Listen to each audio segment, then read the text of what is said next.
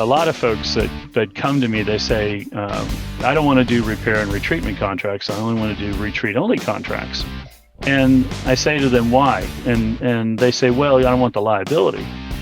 Well, you have to remember that under a repair and retreatment contract, if you don't treat in accordance with the label or you don't inspect properly, what did you do? You just breached the contract, didn't you? This is the PMP Industry Insider Podcast.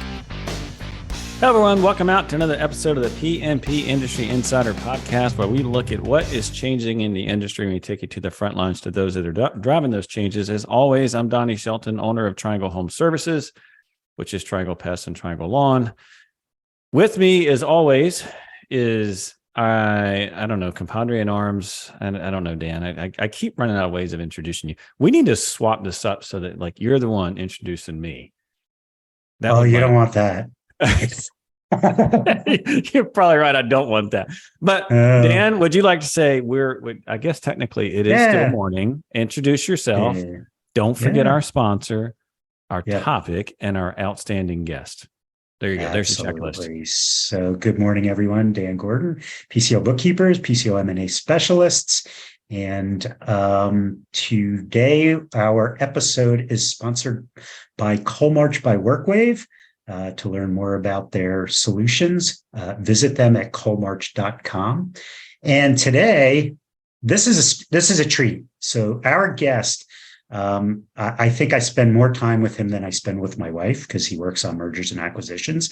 Mark is an attorney.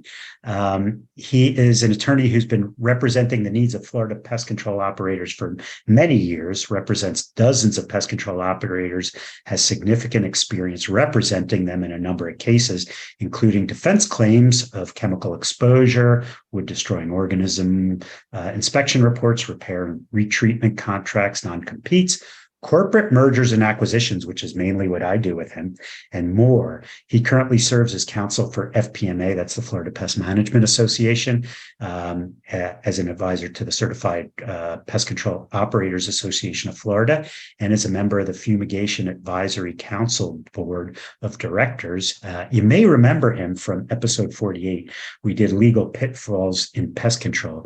The reason that I wanted him to come back today is he and I did a talk at an FPMA meeting a couple weeks ago, and he did a PowerPoint on a piece of his business that I really didn't realize that he was this involved with, and it was fascinating to me. It was absolutely fascinating to me.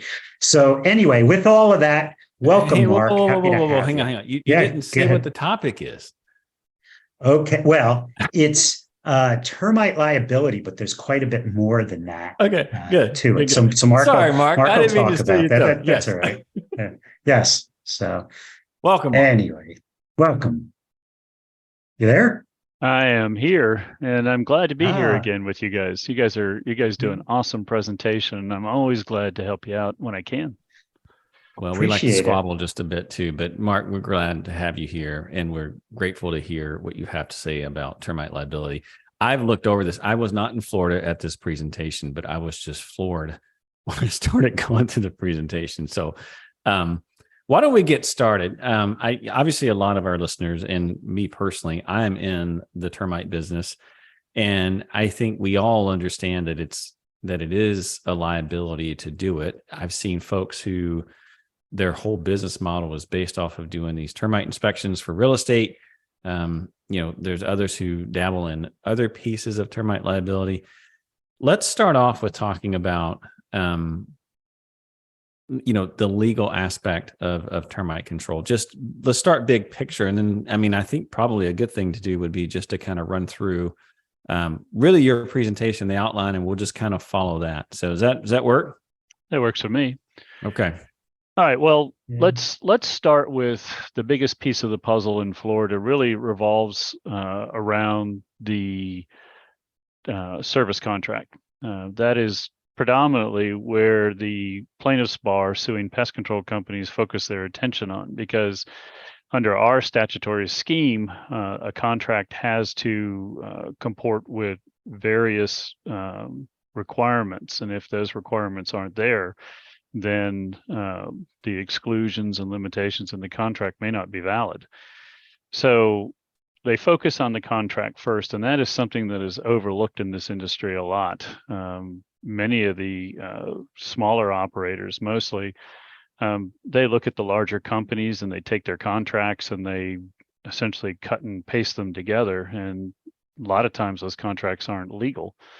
So what happens is when the contracts don't comport with the, in Florida here, it's Chapter 482, 226 and 5E 14105. If they don't comport with that, then the plaintiffs argue that all the exclusions and limitations on the agreement are invalid and you can't use them.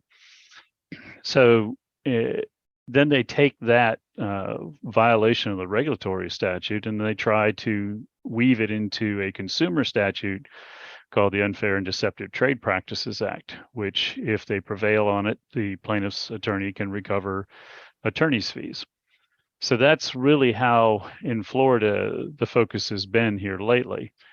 There are some cases where the plaintiffs sort of bifurcate their case a little bit, and they go after the property damage carrier under what's called a collapse provision.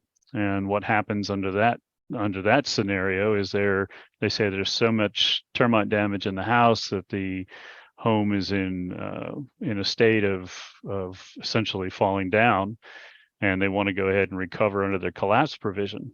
Now that's important because in Florida, we have a rule that a tortfeasor cannot benefit from insurance claims. So what the plaintiff's bar does is that they try to resolve their claims with the property carrier first before they deal with the pest control company. They won't even settle with the pest control company until they've resolved their claims with the property carrier. So because under the way our statutory scheme is set up here in Florida, they can essentially get a double recovery. And between the Unfair and Deceptive Trade Practices Act and the double recovery for collapse provisions under a property policy, they can make money. And it's all about making money in this game. So just the thing that struck me was that a lot of these lawsuits are not over termite damage, but they're over attorney's fees and just making money. Is that's the thing that really struck me. Is that a shocker? Well, I'm not an attorney, but Mark is, so I don't want to. Well, but stop and think about it for a moment. If let's say you had $100,000 damage claim and you had to hire an attorney, you didn't want to pay by the hour, so you hire an attorney under a contingency fee. So you have $100,000 worth of damage. Okay, let's say the attorney recovers full value. Well, now the homeowner only has $60,000 to repair a $100,000 loss. Whereas if the plaintiff's attorneys can weave in the recovery of attorney's fees and get a double recovery, the consumer can recover 100% of the loss without having to pay attorney's fees. So,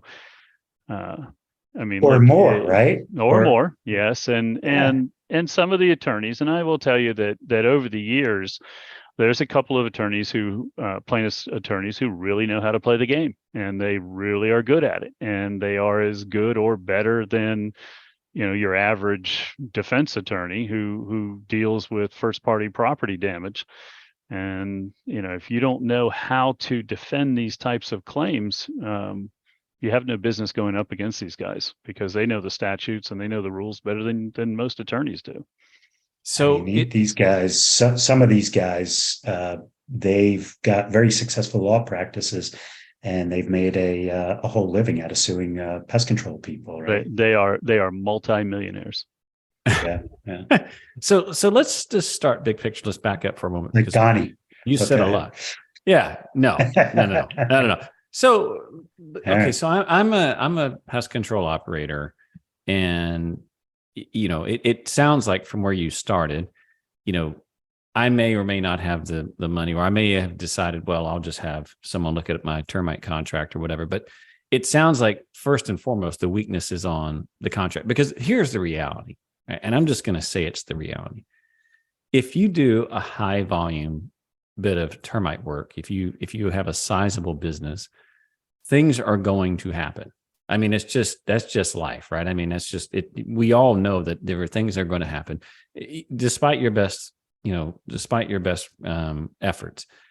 So if I'm a business owner and I own a pest control company, okay, so walk me through like, okay, here's what you need to be looking at, and here's where you can batten down the hatches, because the reality is, and I want to get more into the like strategies that attorneys use to go against pest control companies, but I really want to talk first about what do I do to protect myself, and how do I set myself up to minimize that risk? Well, first and foremost, you have to have a good training program in your company. It starts with training, and once your people are trained, they have the requisite training and category that they're going to be working in. That's where it starts. The next thing is to make sure that you're working within the regulatory scheme, that your contracts, especially like here in Florida, all your wood destroying organism contracts have to comport with Chapter 482. So hang on, I'm gonna pause you there.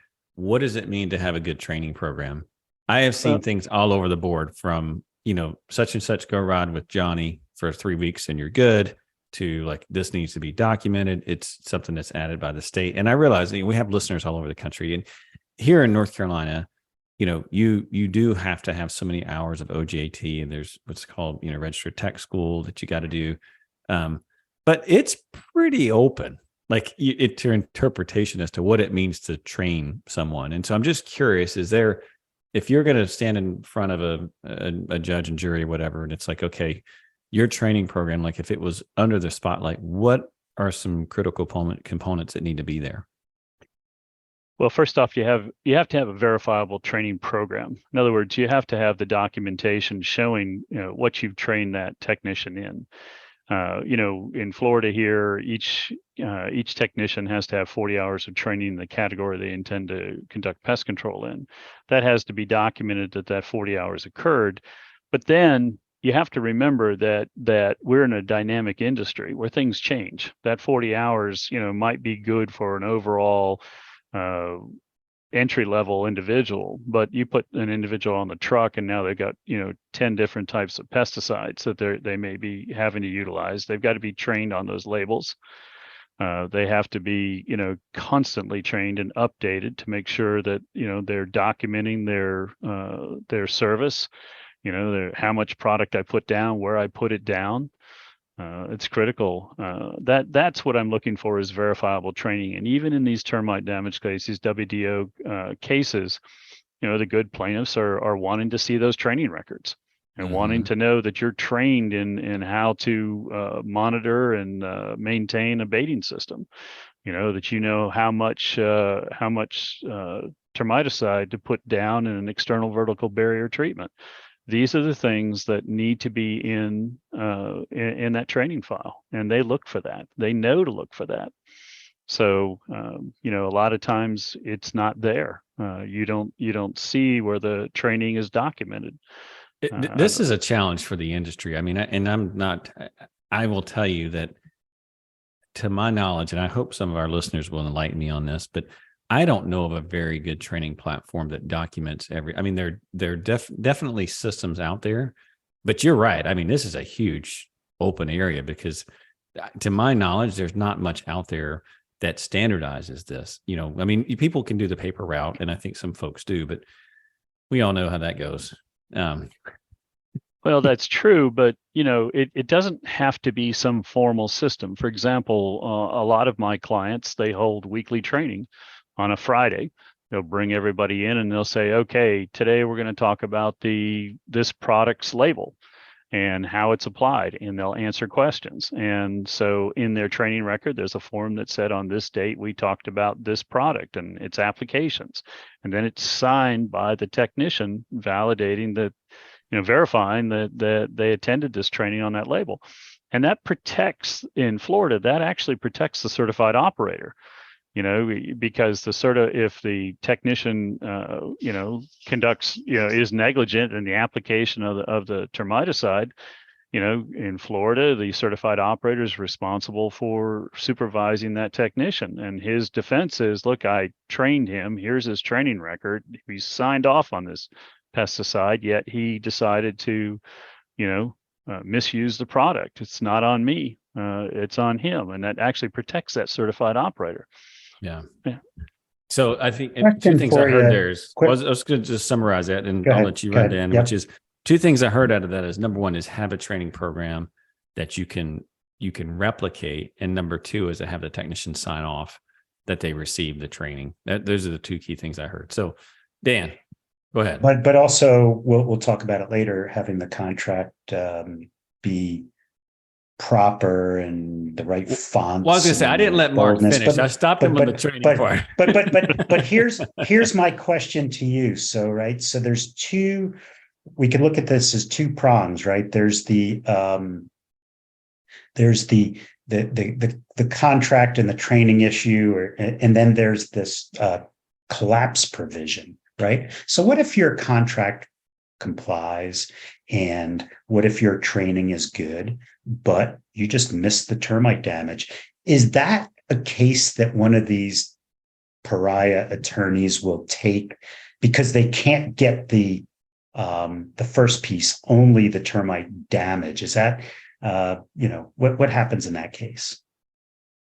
Well, I guess if I understand your question is, even if you do everything right, are you still going to get sued? Is that really where you're going? Well, are you going to get sued for double, right? So in other words, is it worth it for the attorney to take on that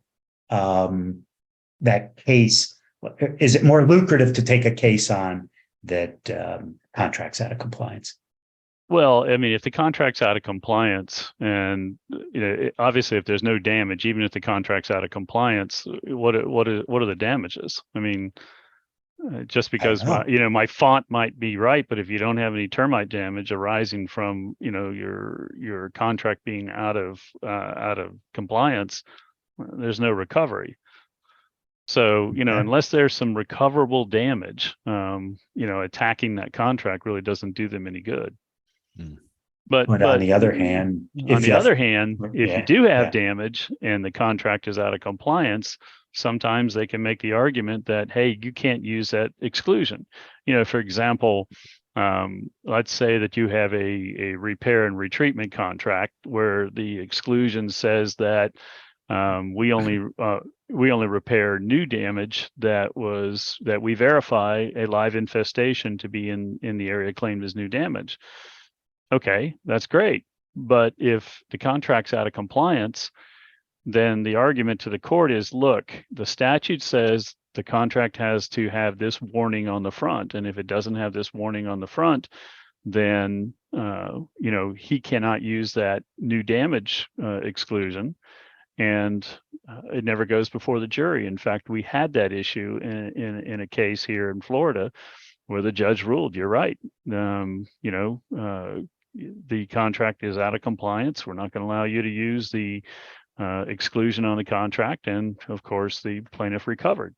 And that's, wow. I mean, that is a real case here in Florida. And that case is being used time and time again in all the litigation, especially with one of the primary plaintiff attorneys that are suing the industry.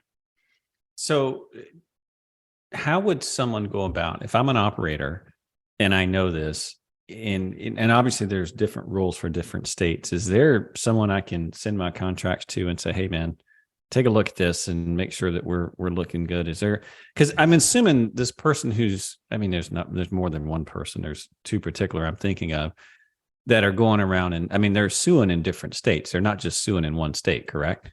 Correct. So how would I go about getting my contracts reviewed to make sure that I can at least shut those doors down? Well, I mean, obviously, my firm does that, but there are other attorneys here in Florida who are, who are knowledgeable in our industry and the statute itself. I mean, it's not rocket science. It really isn't. I mean, the statute is what the statute says, and the rule is what has to be in the contract. And you just have to get an attorney to know those statutory provisions, look at the contract and say, okay, does it do this? Yes or no? Does it do this? Yes or no?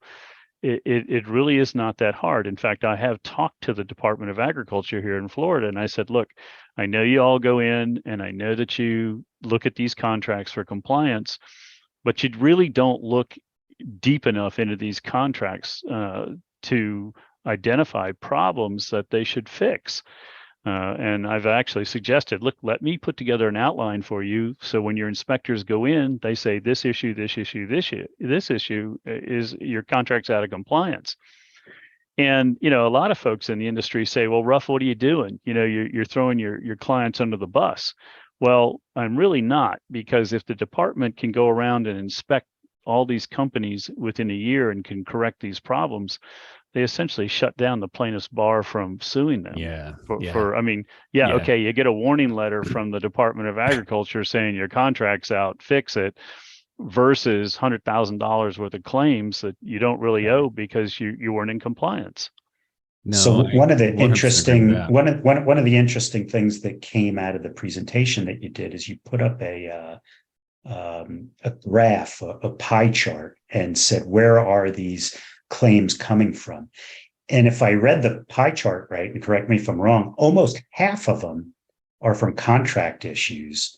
And then you have like the treatment issues themselves are, I don't know, probably 15 or 20%. Is that right? Right. So what I did in creating that pie chart that was in the presentation is, I've been doing this for almost 28 years. So when I went back and I looked at it, I said, okay, in the claims that I see, okay, now there are other lawyers that have to handle these, but in the claims that I see, and again, I've done it quite a while, I see that the bulk of the claims always start with a contract issue, followed, by treatment issues, 13645 claims, and then conducive conditions, issues caused by conducive conditions. So by fixing your contracts and getting your contracts in order, you're alleviating potentially over 40% of all the potential claims that can be brought against you. Now, obviously, if you don't follow the terms of your contract, that's another matter. I mean, that's a breach of contract, but at least start with a compliant contract. So one of the other things that you had brought up in your PowerPoint are the people who are causing you all this angst, and a lot of them are salespeople. Oh, absolutely. Talk about that a little bit. Talk about how that works, and talk about the door-to-door industry, and how all of this comes together. So in looking at how a lot of these properties are that are being placed under contracts. Now, this is a little different from the contractual issue. This is a making a determination on whether to sign a customer up or not. What I see is a lot of the sales force are not under any type of policy by the company as to what types of properties they will and will not sign up. So let's face facts, okay? How does a salesman make money, okay? Obviously, they get a base and then they get 15 or 20% of the sales. So it's in their interest to sell as much as they possibly can. The problem is that sometimes the owner needs to reach out and grab them by the neck and say, look, we're not going to sign up a property that I've got, wood decaying fungi all over the side of the house. It's on wet ground and it's under a shaded oak tree next to a lake. I mean, if you look at all the conducive conditions that are on that property, is this something that I even want to touch? Because it's a problem. It's going to be a problem down the road. I see situations where I've got a multi-unit structure that is essentially floods out all the time, and they put a Termite treatment around it. Well, how can what are you going to put a liquid treatment around something that's wet all the time? What is the efficacy of that going to be? And I hate to, I'm not downgrading Termite, but the product is an excellent product. It's limitations, sure. It's got its limitations. I mean, you can't spray it in water. And I've seen situations where you go out there and you see baiting systems underwater. So, you got to be careful what you sign up. Make a determination, and for God's sakes, make a determination whether you're going to try and put it under a repair warranty or a retreatment only warranty. And that's another thing you have to stop and think about. And the good plaintiffs attorneys know how to overcome this. A lot of folks that come to me, they say, I don't want to do repair and retreatment contracts. I only want to do retreat only contracts. And I say to them, why? And they say, well, I don't want the liability. Well, you have to remember that under a repair and retreatment contract, if you don't treat in accordance with the label or you don't inspect properly, what did you do? You just breached the contract, didn't you? Right. Right. And you can go out there and retreat all you want, but if you're not inspecting properly and you're not treating in accordance with the label, they're gonna claim their damages as a result of a breach of contract. So you've got to understand that when you're signing these properties up. So it's training is a target. Your contract is a target. What else? Is there anything else that, as an owner, I need to be like, I need to be paying attention to? I guess the third one we just talked about, which is some sort of controls on your salespeople, which absolutely, I mean, that's like herding cats. I mean, we all know if you've been in business and you have salespeople and you have a sales team, it's like chasing the horizon. I mean, it's almost like we have to do it every couple of months. So you got to pull people back and be like, hey, no, we're not doing that. But okay, so those are three things. What else? Well, I think documentation in your system. And again, it's kind of a spin-off of the training to make sure that that you are doing your annual renewal inspections, and during your annual renewal inspections, that you're documenting whether you found any evidence of the target organism and you're identifying conducive conditions. So the conducive conditions is a big deal. Let's be honest about it. If you sign Mark Ruff's house up, and I've got sprinklers blowing on the side of my house, and you say, Mark, you need to fix this, and then I never do, and you keep taking my renewal warranty, what is my what is my option? I mean, I'm taking your money. I know you have the conducive condition. I'm not forcing you to fix it. I'm not changing your warranty. You have to be able to take control of that and say, look, if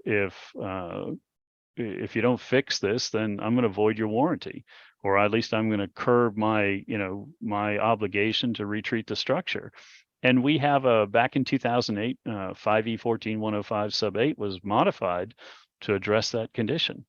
So this is something that the industry has to look at: conducive conditions. Am I going to renew in the face of that? Am I going to force that customer to help me protect their own home? So documenting it is not enough, is what I think I hear you saying. Correct. I mean, okay. You've got to take the next step and say, look, you need to fix this, and put in your contract, like, look, if you have a conducive condition and you're not going to help me fix your property, then I'm going to terminate your warranty. And you have to be able to, and you know what, you have to be able to walk away. Well, I was going to say, and just for our listeners here, this is so hard. Like, when I say it's so hard, it's like, it sounds so simple, and then you go to scale it and it gets very difficult to do. And at Triangle, we've had this same issue. And this is something that I just want to share real quick. And I'm not telling you that you should do it this way, but we had the same problem and certainly some of the same concerns. And one of the ways that we fixed it, I say it's fixed, and I don't want to open myself up here by saying this, but we now do barcodes in the crawl spaces, because we have crawl spaces here in North Carolina. We don't have them in other markets that we operate in. And what we've done is we've used our CRM and we've tagged it back with these barcodes to validate and to document that each house was actually inspected. And it provides documentation on that account, because that's one other concern I've always had is like, well, did the technician hit every spot of the crawl space? And before we would go in and we'd, take some chalk and we're right at the date, and that's easy to do and not actually inspect, And I mean, we have a great team. I don't want to sound like I don't trust my team, but it's like most things. What are you doing? You're putting a sticker with a barcode on it, and when we take on a house, when we take that's on a pretty house, cool.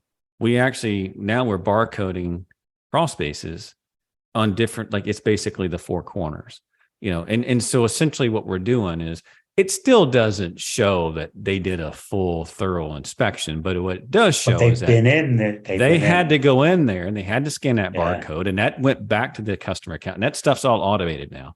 And so it's just kind of a gee whiz thing. I'd pass on to listeners that's one of the ways that we're trying to solve this issue that Mark's talking about here, as far as the documentation side is concerned. But it is really hard to scale stuff like that because, again, when it's 1 or 2 or even 5 or 10, it's pretty simple. When it gets up into the 20,000 range, it gets a lot more difficult when you start having way many more people. So anyway, I didn't mean to interrupt you there, Mark. I just wanted to throw that in. No, that's a good point. I think we need to take this one step further and talk about insurance coverage, because we're talking about documentation. We're talking about, making sure we do timely inspections. And what I'm seeing is, and I've worked for many of the insurance carriers that are writing liability insurance here for the pest control industry. And what is happening in their policies is that they are issuing endorsements that are essentially forcing the pest control operator to do their job. For example, you'll see endorsements in their policy that says every wood destroying organism contract has to be under a written agreement. You have to perform your annual inspections within 12 to 18 months. You have to document the inspection. It has to be in writing. So what happens is when they get the claim, if they haven't checked all these boxes, or they can't show you renewal inspections in every year, then they'll deny coverage for the claim. Yeah, the operator will be stroking the check.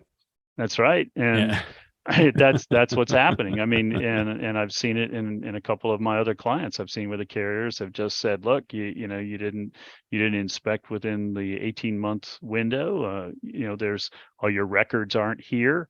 Show me where you inspected the baiting system, every year. Well, no, I missed it that one. Or so when those records are missing, what's happening is you're giving the insurance company the ability to deny coverage. Yeah. Yeah. And it's happening. And the thing I would add to that is, especially for our listeners, is that depending on which CRM you're using, I absolutely would investigate technology of ways that you can ensure that this is getting documented and that it's getting done, because that what Mark just talked about was my biggest concern, is somehow, some way we miss something.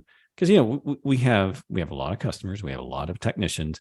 It's easy for something to slip through the cracks, and no one know it until there's an issue. And so, my goal as a business owner is, how do I create a system? How do I engineer a system that I get rid of that, right? I can't, that somehow, some way I leverage technology to make sure that those things keep happening. And so, okay, let's one more point just before we move on. Yeah. I want to just address one issue with those companies that are using baiting systems, especially now with these systems that you only have to inspect once a year. When you look at the labels on those products, none of those labels tell you how to install, maintain those systems. They don't tell you anything about inspecting the structure itself. The labels tell you to inspect the system, but the industry standards still require you to go in and inspect that house inside and out once a year. Right. And again, that goes back to the insurance policy, where are you inspecting that structure within that 12 to 18 month window. So baiting systems, please just inspect the house inside and out. Yeah. We attach with ours, we attach an annual inspection with our baiting systems, because it forces that time, and it's something that's on the schedule that, okay, you're going to inspect the house in addition to the system, if you're going to maintain the system. Now, Donnie, do you use a graph or just yeah, we use a graph. What do you? Yeah. I mean, I will tell you, here in North Carolina, we're pretty fortunate. It's a double-edged sword. Our regulatory side is pretty strong and pretty robust. And so they have very stringent requirements when it comes to really any kind of termite treatment. And so we couldn't, even if we wanted to, we couldn't get out of that annual inspection anyway. But at the end of the day, it's still required, right? That baiting system is not foolproof. And I don't want to be covering a house and then find out. When I used to crawl houses, which I still, if I go out with a technician now, but not every day, I saw some things with other bit larger companies where there'd be, complete band joists gone, and the house been under warranty for 20 some years. Yeah. I've seen it with my own eyes, and and it's a bad situation, right? It's bad for everyone. So anyway, okay. So we're getting more towards the end here. And by the way, I think for our listeners, this should be a lot of good ideas on some things to think about. walk me through some weird things that you've seen happen, Mark. Some stories that come to mind when it comes to this, or some things that people that, something that you've seen that someone they missed, just some things that are pretty common. And maybe some stories to go with it. Cause I know for me, I don't remember anything. I'm not the smartest guy in the world, but I do remember stories. So. Well, from the service standpoint, I mean, I have seen more than my share of pre-treats where there was no chemical in the tank. I have seen. I mean, look. Was there at least water? Just gotta pretend. I have no. Well, the thing about it is, one of these days I'm going to write a book on the politics of pest control, and I'm going to probably include all the stories and the strange things that I've seen happen over the years, and some of the excuses. For example, I just told you about inspecting the structure, and I asked the owners, I said, well, why didn't you inspect the house? And they go, well, I followed the label. And in Florida, labels the law, labels the law. And it sounds like a parrot after a while. They all want to say labels the law. I said, well, the label tells you about the system, but it doesn't tell you about the industry standard. In litigation, I like to litigate. I would rather spend my time in a courtroom than writing reports. But, experts in this industry are bizarre. It is so different to see the experts that the plaintiffs bring forward as far as the defense brings forward. The defense will bring industry standard experts, and then you have plaintiffs experts that come in, and it's like, are you in the same world we are in? And it just seems like some of the times what they tell you seems just made up. And a trial is, who can convince us based on the facts presented at trial, who can present the best story, and get the jury to agree on who should win. But you have to stop and think about it from a trial perspective. How many of those people sitting in the box when you have to choose a jury? How many of those people sitting in a box have a house that they put themselves in the place of the plaintiff? If it were my home, what would I expect? So, and what I find is that I have to overcome two hurdles. First off, I have to overcome the facts, and then I have to overcome the proclivities of the people sitting in that jury box who put themselves in the plaintiff's place and say, if it were my house, what would I expect?